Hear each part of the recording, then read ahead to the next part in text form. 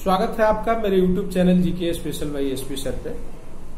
झारखंड नियोजन नीति जिसको माननीय उच्च न्यायालय के द्वारा निरस्त कर दिया गया, उसके खिलाफ वर्तमान सरकार जो है सुप्रीम कोर्ट जाएगी, ऐसा स्टेटमेंट सरकार के मुखिया माननीय मुख्यमंत्री हेमंत सोरेन जी का है। तो इसका जो है हर स्तर पे स्वागत किया जाना चाहिए कि सरकार जो है आदिवासी मूलवासी छात्रों के हितों की रक्षा के लिए सुप्रीम कोर्ट जा रही है। फिर स्टूडेंट्स भी जो है उनको भी जाना चाहिए, वो भी जाएंगे ही अपने मूल अधिकार की रक्षा के लिए, क्योंकि उनकी जो है नौकरियां खतरे में है इस निर्णय से। तो वो भी जाएंगे और उनको भी अपने स्तर से प्रभावशाली वकील रखना चाहिए और अपने पक्ष को प्रभावशाली तरीके से सुप्रीम कोर्ट में रखना चाहिए कि इसमें जो छात्र को भुक्तभोगी हैं उनकी आखिर क्या गलती है। वो तो एक फेयर एग्जाम हुआ, उसमें सेलेक्ट हुए और सेलेक्ट होकर के वो नौकरी कर रहे हैं और फिर न्यायालय के निर्णय से उनकी नौकरियां जा रही हैं। तो क्या इससे उनके मूल अधिकारों का हनन नहीं होता है? क्या ऐसा हो सकता है कि जिनकी नौकरियां हैं वो कोई न्यायालय के निर्णय से उनकी नौकरियां जा सकती हैं क्या? तो इन सभी पहलुओं को ध्यान में रख करके कोई अच्छा वकील करना चाहिए जो उनके पक्ष को प्रभावशाली तरीके से सुप्रीम कोर्ट में रख सके।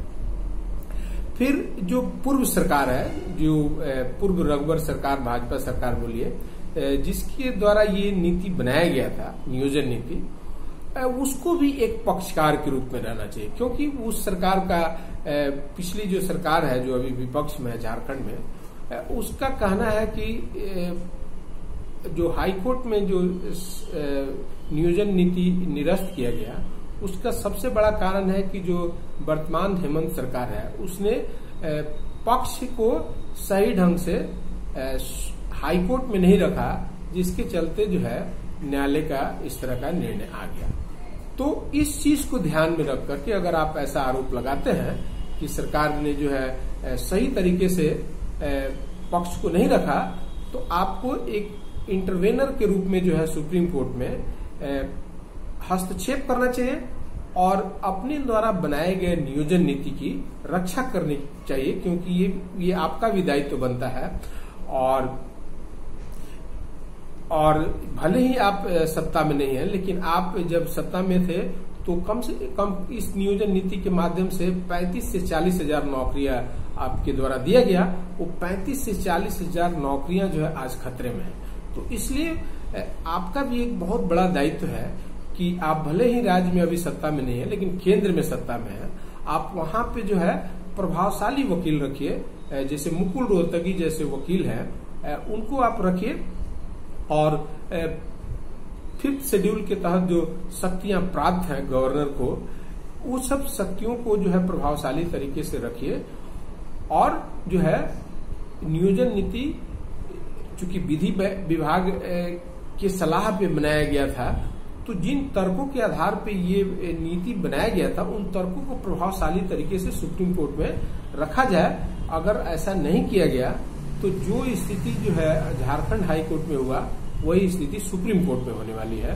तो गंभीर प्रयास जो है वर्तमान सरकार के द्वारा भी किया जाना चाहिए और जो पूर्व सरकार है उसके द्वारा भी किया जाना चाहिए, राजनीतिक से ऊपर उठ करके, क्योंकि ये 13 जिले में जो मूल रूप से यहाँ के जो मूलवासी हैं या यहाँ के जो आदिवासी हैं या यहाँ के जो निवासी हैं वही प्रभावित हो रहे हैं। बाकी बाहरी जो राज्य से आए हुए छात्र हैं, हालांकि यहाँ के छात्रों को भी 11 जिला में नौकरी मिली है, तो उनका भी नौकरी खतरे में है एक तरह से इस नियोजन नीति के माध्यम से।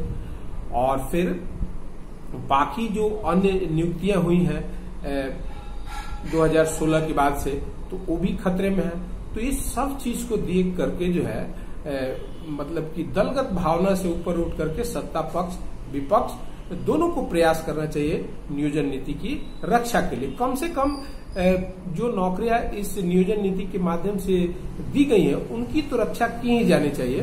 अंतिम ब्रह्मास्त्र के रूप में सरकार इस्तेमाल कर सकती है कि भाई इस नियोजन नीति के तहत अब आगे हम नियुक्तियां नहीं करेंगे, ऐसा कह करके भी जो है आप मतलब कि नौकरियां हैं कम से कम उनकी रक्षा हो सकती है, भले नियोजन नीति की रक्षा नहीं हो।